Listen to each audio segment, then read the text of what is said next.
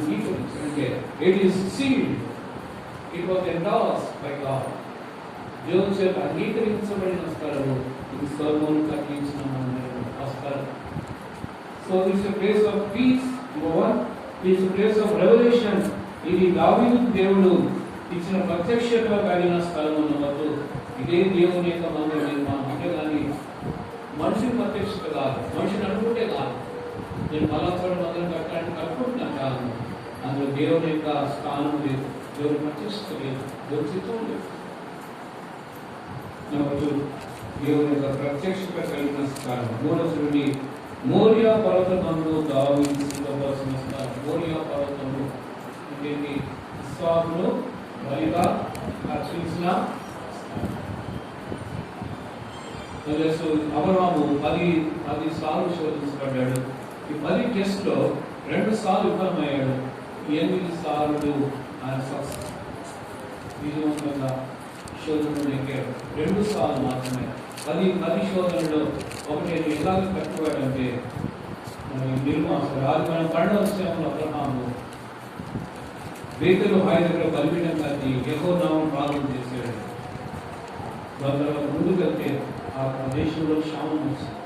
అది వచ్చినప్పుడు వాళ్ళు అబ్రహాం ఏం చేయాలా? ఇక్కడ బలిపీఠం కట్టాడు, ఇక్కడ ప్రార్థన చేశాడు. వెళ్ళి ప్రార్థన చేయగల రమ్మన్నా వచ్చాడు. ఈ స్థలంలో క్షామం ఉంది, పిల్లలకు ఆహారం ఏం చేయాలి అడగాలి కదా. ఏం చేశాడంటే ఐగుప్తుకు దేవుడు రమ్మని కనాను రమ్మంటే కనానికి వచ్చాడు. బలిపీఠం కట్టాడు. బలిపీఠం వాడు పేదలు శిఖరంలో బలిపీఠం కట్టాడు. వాడు ఏమో ప్రత్యక్షమయ్యాడు. విగ్రహాన్ని రాజధాని పండుగ విషయంలో కింద వచ్చినాడు. పేదలు హాయి మధ్యలో బలిపీఠం కట్టాడు. వాడు ఏమో ప్రార్థన చేశాడు. అప్పుడు దేశంలో కరువు వస్తే ఆ దగ్గరికి పోయి బలిపీఠం దగ్గరికి పోయి ప్రార్థన చేయాలి కదా. అక్కడ ప్రార్థన, అది ప్రార్థన బలిపీఠం. అది పేదలు హాయి మధ్యలో ప్రార్థన బలిపీఠం, శిఖరంలో ఆరాధన బలిపీఠం, దగ్గరలో సహవాసం బలిపీఠం ఉన్నాయి. పొరపాటు చేశాడు. ఆ పొరపాటు ఎంత భయంకర పొరపాటు అంటే అది ఐగుప్తు దేశంలోనే. ఐగుప్తు దావి ఎవరు వచ్చారు? అబ్రహాములు ఉద్యోగాలకు ఎవరు వచ్చారు? ఆహారం వచ్చారు. ఇంత పొరపాటు గురించాడు. ఐగుప్తుకు పోకపోయింది అబ్రహాము, ఆహారం వచ్చేది కాదు. ఇక్కడ ముస్లిమ్స్, అరబు ఉండేవారు దేశం. ఇలాంటి వారిని భయంకర టెర్రరిజం ప్రారంభిస్తారు. దేశానికి ముప్పు, ప్రపంచానికి ముప్పు. టెర్రరిస్ట్ కంట్రీస్ ఎటువంటి మసలు ఎంత పాపం. ఐగుప్తుకు పోయిన కాలంలో ఎంత రసం విశ్వాసం పెట్టాడు. ఇస్మాయిల్ గారి దేశాలన్నీ రెండోసారి చెప్పాడు ఏంటంటే అదే ఆగర్ని వివాహం చేస్తున్నాడు. అక్కడ చాలా మాటలు పర్వాలు ఆగర్ను పెళ్లివారిగా వారిగా సింహించిన కారణం ఇస్మాయిల్ పుట్టాడు. లోకాన్ని నష్టం చేస్తాడు. 2 సార్లు అబ్రహాము ఓడిపోయాడు. సరే కారణం ఏంటంటే ఇప్పుడు అలాగూ అబ్రహాము కానీ అక్కడ 7వ అధ్యాయంలో టెస్ట్లో పాస్ అయ్యాడు. ఏంటంటే తన భౌగోళ ప్రేమించే ఇస్సాకును బలి అర్పించినప్పుడు ఏం చేశాడు? ఏమాత్రం బాగు మాట్లాడు. ఉదయం తెల్లవారిని లేచాడు. 4 గంటలు కట్టాడు. పరివారం తీసుకుని వెళ్ళాడు. ఇస్సాకును తీసుకుని వెళ్ళాడు. మోరియా పర్వతాల్లో ఒక చోట దేవుడు ముందే చెప్పలేదు. ఆ 3 దినాలు ప్రాణం చేసిన తర్వాత మోరియా పర్వతం ఒక ప్రాంతంలో దేవుడు చూపించిన స్థలంలో బలిపీఠం కట్టాడు. ఇస్సాకు అప్పుడు అడిగారు, కానీ దహన బలికి మీకు ఉంది, కళలు ఉన్నాయి, కానీ గొర్రెపిల్ల ఏది అంటే ఎవరో వచ్చించు. అప్పుడు విశ్వాసం చాలా ఉంటుంది. కన్వర్ట్ అన్నాడు.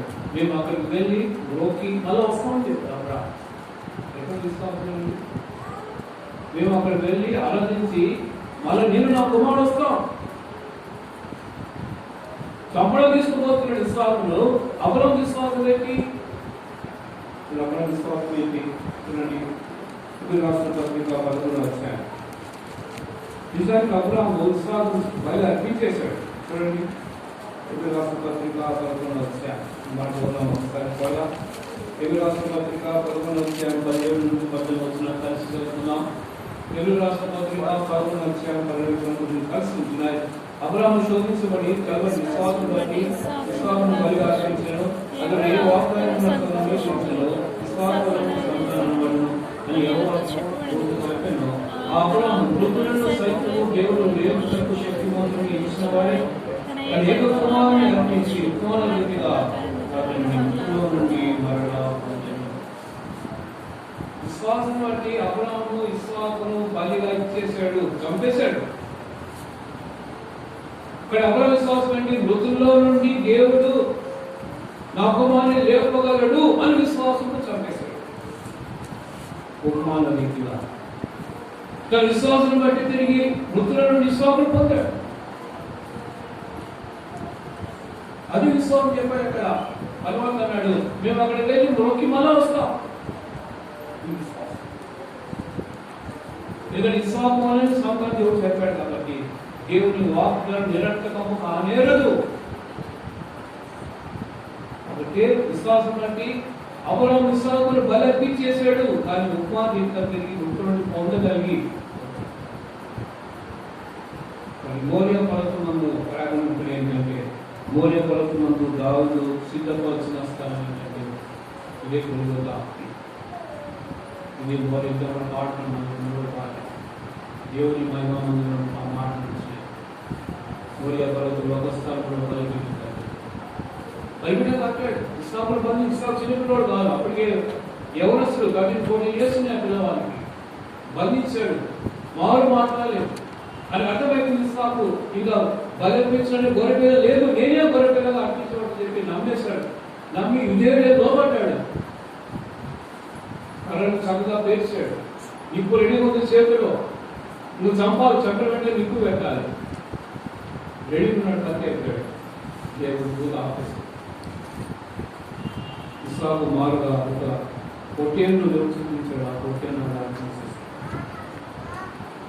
యెహోవా ఈరే పర్వతమందు పేరు పెట్టుకుని కానీ ఇక్కడ మోరియా పర్వతమందు దావీదు సిద్ధపరిచిన స్థలము. ఇది సిద్ధపరిచిన prepared place. It was a chosen place by God. ఇది మనుషుడు ఏర్పాటు స్థలం కాదు. దేవుని మందిర నిర్మాణము దేవుడు ఏర్పాటు స్థలంలో ఉండాలి. కానీ మన ఇక్కడ ఉంటే బాగుంది, అనుకుంటే బాగుంది కాదు. It's not. అది మనుషుని యొక్క ప్రయాసం, మనుషుల నిర్మాణంలో మనుషుల జ్ఞానం అప్పుడు కానీ దేవుని జ్ఞానం అప్పుడు తెలియదు.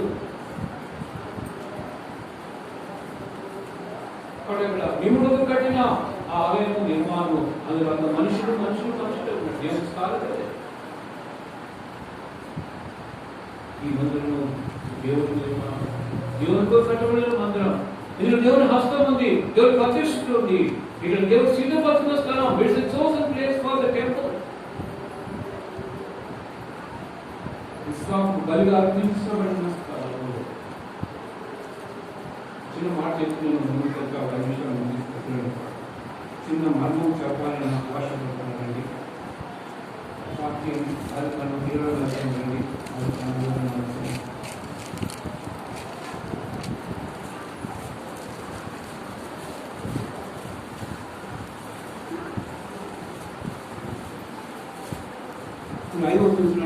ఐదులో అబ్రాహాము తన పనివారితో మీరు గాడిదతో ఇక్కడనే ఉండి నేను ఇచ్చిన వాడు అక్కడికి వెళ్ళి దేవుడు మొక్కి మరలా మీరు వచ్చారని చెప్పి కదా. ఇద్దరు ఒకసారి చెప్పాడా? ఇద్దరు వచ్చారు వచ్చారా? ఇస్సాకు మారుగా బొట్టె రక్షించబడింది. ఓకే, ఇస్సాకు వచ్చాడా తిరిగి? వచ్చాడు. ఎంతమంది వచ్చారో ఎంతమంది రాలేదు. ఫస్ట్ ఎంతమంది వచ్చారు చేతులు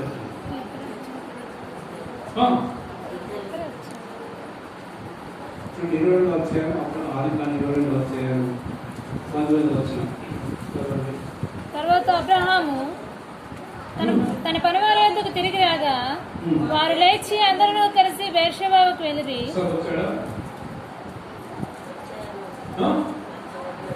ఇస్సాకు రాలేదు. మరి ఏమైనట్టు ఇస్సాకు? ఇస్సాకు రాలేదు. ఏమయ్యాడు? చదువుకున్నారు. ఎదురు రాష్ట్ర పత్రిక 11వ అధ్యాయంలో ఇస్సాకు ఎలా వచ్చాడు? పొరుగుతాడైన ఇస్సాకును అబ్రహాము కలిగి ఉన్నాడు. విశ్వాసం బట్టి అది గమనించండి సార్, డీప్ ట్రూత్ గమనించి దాన్ని గమనించండి. అబ్రహాము విశ్వాసం ద్వారా ఇస్సాకును అబ్రహాము బలిగా ఇచ్చేసాడు. ఏ విశ్వాసం అది? మృతుల్లో నుండి తిరిగి దేవుడు నాకు ఇస్సాకును ఇవ్వగలడని విశ్వాసంతో బలిగా ఇచ్చేసాడు. ఇప్పుడు ఉపాధిగా మృతుల్లో నుండి పొందాడు. అంటే ఇప్పుడు ఇస్సాకు చనిపోయి తిరిగి పుణుతాడంటే ఏం కావాలి? ఇస్సాకు ఇప్పుడు వేసుకోవాలి. ఎవరైనా పుణుతాడని తర్వాత ఎక్కడ ఆగిపోయాడు? ఆకాశం. ఇస్సాకు కూడా లేడు. మృతుల నుండి పునరుత్థానం ద్వారా ఇస్సాకును అబ్రహాము పొందగలిగాడు. నెక్స్ట్ స్టేజ్ ఏంటంటే ఆరోహణం కావాలి. కాబట్టి ఇస్సాకు అబ్రహాముతో కిందికి రాలేదు. ఇప్పుడు యేసుక్రీస్తు ఆరోహణ అయినాడు. ఎప్పుడు వస్తాడు? మళ్ళీ ఎప్పుడు వస్తాడు చెప్పండి. యేసుక్రీస్తు అర్థమవుతుందా? నా కాలం అర్థమవుతుందా చెప్పండి. అర్థమవుతుందా చెప్తున్నాడు. చాలా ఇంపార్టెంట్ ఇది చెయ్యాలి. అర్థమవుతుందా?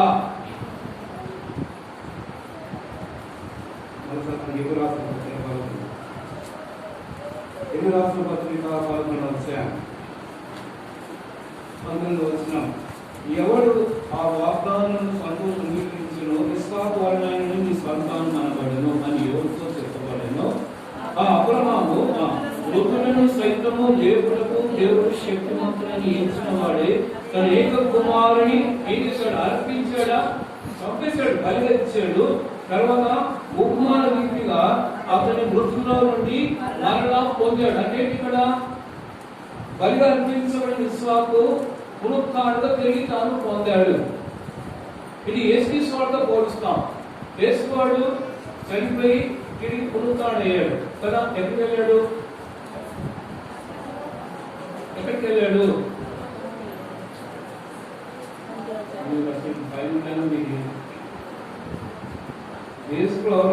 ఆరోహణం ఎక్కడికి వెళ్ళాడు? అపోస్తలుల 3వ అధ్యాయంలో ఏమైనాడు? యేసువారు మేఘాల మీద కొనుక్కోబడ్డాడు. ఒలివ నుంచి ఎక్కడికి పోయాడు? ఆరోహణమై తండ్రి సముద్రంలోకి వెళ్ళిపోయాడు. ఎప్పుడు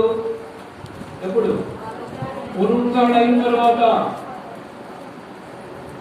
యేసువారు పునరుత్థానం అయిన తర్వాత పరలోకంలోనికి ఆరోహణం అయిపోయాడు. లేడు, భూమిలో లేడు. ఇంకా ఇస్సాకు కూడా బలి అర్పించబడ్డాడు. పునరుత్థానంగా ఇస్సాకును అబ్రహాము పొందాడు.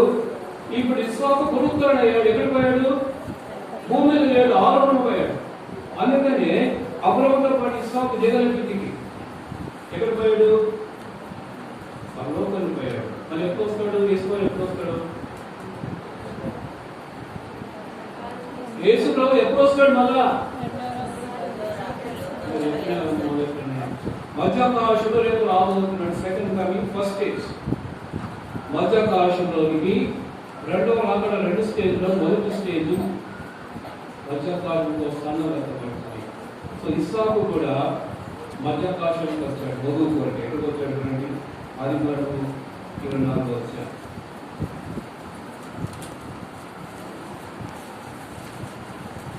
22వ అధ్యాయంలో కనిపించిన ఇస్సాకు, 28వ అధ్యాయంలో సారా చనిపోయింది. ఇస్సాకు లేడు. ఉన్నాడా? తల్లి చనిపోయింది. ఇస్సాకు ఉన్నాడా? లేడు.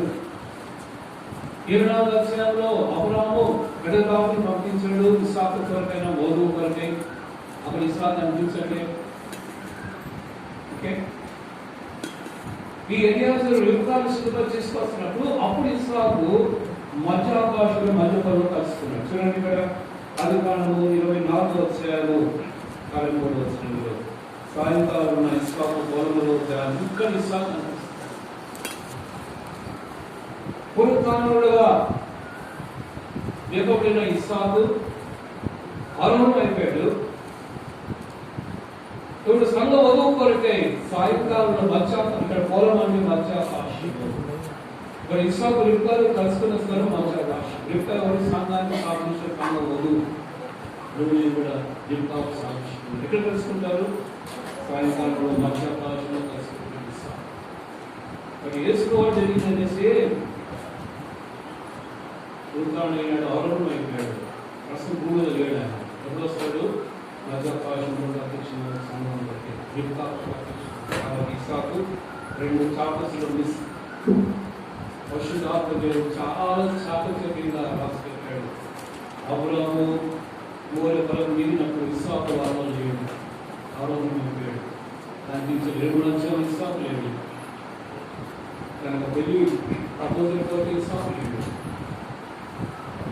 వీరాజుల పరిశుద్ధాత్మ సాదృశ్యం సంఘాన్ని గొర్రెలు సిద్ధపరచబడిన తర్వాత మధ్యకాశం కలుసుకున్నారు. దేశవారు మధ్యకాశం కలుసుకున్నారు. ఇవన్నీ కూడా చాలా డీప్ థాట్స్. ఇవన్నీ కూడా మనం ఇవన్నీ ఇస్సాకు యేసు వారికి సాదృశ్యం. ఇక్కడ 2వ ప్రారంభంలో 3వ అధ్యాయం 3వ వచనం ఏంటంటే, మోరియా పర్వతమందు దావీదు సిద్ధపరచిన స్థలం, chosen place of Moriah. 4వ వచనం ముగించుకున్నాం. యెబూసీయుడైన ఓర్నాను కాలమందు దావీదు ఏర్పరచిన కాలమున ఆయన అన్నాడు. ఇవన్నీ ఒకటి. మోరియా పర్వతం ఒకటి, యెబూసీయుడైన ఓర్నాను కాలం ఒకటి, గోల్గోతాను ఒకటి, అన్నీ ఒకటి. ఇది సోమవారం ప్రకటించిన అనుభవం. సో ఇక్కడ ఓర్నాను కాలం మనకి ఏంటంటే ఇది క్రైమ్ ఇచ్చిన స్థలము. తర్వాత కళ్ళం అంటే ఇది ప్రత్యేకించబడిన స్థలం కదా. గోధుమ గింజలు పైన పొట్టు తొలగించిన స్థలం. పూర్తిగా మూలాలను చూసినప్పుడు ఆవిడ బోయస్ ఆవిడ కళ్ళం దగ్గర తూర్పారు పట్టుకోవాలని చెప్పి తన అక్క రూతులు నేర్పించి పంపించాడు బోయస్ దగ్గరికి. ఇక్కడ బోయస్తో ఇక్కడ రూతు కలుసుకున్న స్థలంలో ఎక్కడైంది కళ్ళం. రూతు గనులని చూస్తున్నాం. రూతు బోయస్ పనులు పనిచేసింది. అది దేవుడు సంఘాన్ని స్థాపించిన పొలం. అక్కడ కోసం పోతుంది రొట్టె ప్రాణం అన్నీ ఉంటున్నాయి. సంఘంలో అక్కడ ఉన్నాయి. నిలబడగా ఉండాలి. 3వ అధ్యాయంలో చూసినప్పుడు కళ్ళం ఎదుర ఇక్కడ రూతు రాత్రికాలంలో బోయసు రాసుకున్న స్థలం, సిద్ధపరచబడిన స్థలం, కళ్ళము ప్రత్యేకించబడిన స్థలం.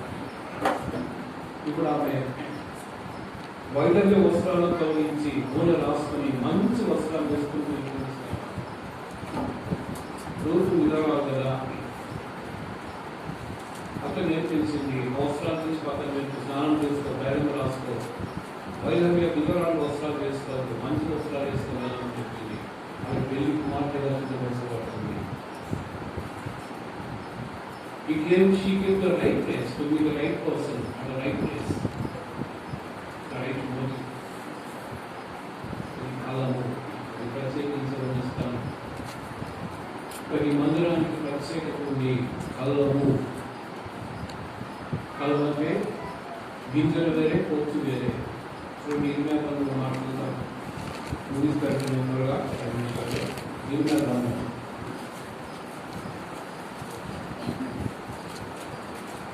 23వ అధ్యాయం. దానితో చెత్తకు ఏమి సంబంధం? దీని మీద 23, 29, 28 కలన ప్రవక్త కలను నా వాక్యం దానితో చెత్తకు ఏమి సంబంధం? ఇదే వాక్కు. నా మాట అగ్నివంతుడు దానితో చెత్తకు రూపు 2వ అధ్యాయంలో రూపికి వెళ్ళకూడదు. కలెక్ట్ చేసుకున్న ధాన్యము ఆ యొక్క బారులు లేకపోతే ఆ యొక్క ఎవరు ఏం చేసింది? దుల్ల కొట్టి తీసుకెళ్ళింది. అది సంఘంలో దుల్ల కొట్టి విశ్వాస సంఘానికి వచ్చిన చెత్తతో రావచ్చు. చెత్త మలినం మైల లోకమాన్యంతో రావచ్చు. దేవుని వాక్యం అగ్నివంతుల ద్వారా మనకు భద్రత చేయు. దేవుని వాక్యం విన్నప్పుడు దేవుని మందిరంలో దేవుని వాక్కు నువ్వు సుఖంగా పోతుంది. అగ్నిలాగా దేవుని వాక్యం, అగ్ని దేవుని వాక్యం సుట్టే దేవుడు ఒక 2 నిమిషాలు వాడికి అర్థం. నీలోని కోర్చు, నీలోని పనికిరాలు తీసేయడానికి దేవుని వాక్యం పనిచేస్తుంది. దేవుని మందిరానికి వచ్చినప్పుడల్లా మనం ప్యూరిఫై చేయబడుతున్నాం, మన మీద చెడ్డ కలిగించబడుతుంది. ఇదే దేవుని సంకల్పం. దేవుని మందిరానికి వచ్చినప్పుడల్లా మనలోని మాలిన్యం, మనలోని దేవుని ఇష్టం కాని బలహీనత, పొరపాటులు, పాపము ఏదైనా సరే ఈ మాలిన్యం తీసేయడానికి దాని అగ్ని పంపిస్తున్నాడు. ఇప్పుడు యెరూషలేములో దేవుని కోరిమంట, యెరూషలేములో సీయోనులో దేవుని అగ్ని, యెరూషలేములో దేవుని కోరిక ఉంటుందంట. చూడండి, ఇది సంఘం అంటే త్వరగానండి. యెషయా గ్రంథం 31 యెషయా 31 సంఘం అంటే మందిరం అంటే ఇక్కడ అగ్ని కోరిక ఉంటుంది. దేవుని వాక్యం అగ్ని. చూడండి, యెషయా గ్రంథం 31 చివరి భాగం. సీయోనులో ఆయన అగ్ని, యెరూషలేములో కోరిక ఉంది. 106వ కీర్తన.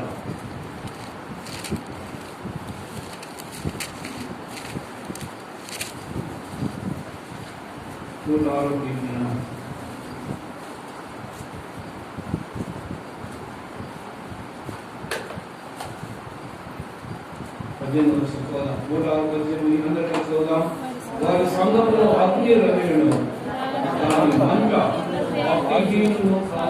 సంఘంలో అగ్ని ఉండాలా, అదే సంఘం. అగ్ని ఏం చేస్తుంది? చెత్తను దహిస్తుంది, భక్తి హీనతను మూడి చేస్తుంది. ఇది సంఘం. ఇది దేవుడు కట్టేస్తారు. మనుషులు యొక్క సంఘం లేదు, అది కమర్షియల్. అది మనుషులు కట్టుకున్న స్థలంలో దేవుడి నుంచి దేవుడు సంపాదించి డబ్బులు సంపాదించవచ్చు. మనుషులు పిచ్చోలు చేస్తాము, కానీ దేవుని సంఘము పిచ్చోలను బాగు చేసే స్థలం. రాష్ట్ర మైల శబ్దం తీసేసే దేవుని సంఘం. అక్కడ కోరిమి అగ్ని ఉంది, అక్కడ శుద్ధి ఉంది, అక్కడ అగ్ని. వారి సంఘంలో అగ్ని రగిలా. దేవుని సంఘం ఎందుకు అగ్ని? మనం చెత్త తగ్గించడానికి అగ్ని. ఇది సొలొమోను కట్టించిన మందిరం. సో ముగించేస్తున్నట్టుగా ఒకసారి రివ్యూ చేద్దాం. 2-3వ సేవలో కొట్టినవాడికి సొలొమోను మందిరం. ఆ సమయంలో ఏది? నెమ్మది సమాధానం కలిగిన స్థలం అది. రెండవది ఇక్కడ దావీదుకు యెహోవా ప్రత్యక్షమైన స్థలం, ప్లేస్ ఆఫ్ రెవల్యూషన్, ప్రత్యక్షమైన స్థలం. మోరే పర్వతమందు సిద్ధపరిచిన స్థలం, చోజన్ ప్లేస్ మోరియా. 4వది కళ్ళము ప్రత్యేకించబడిన స్థలం.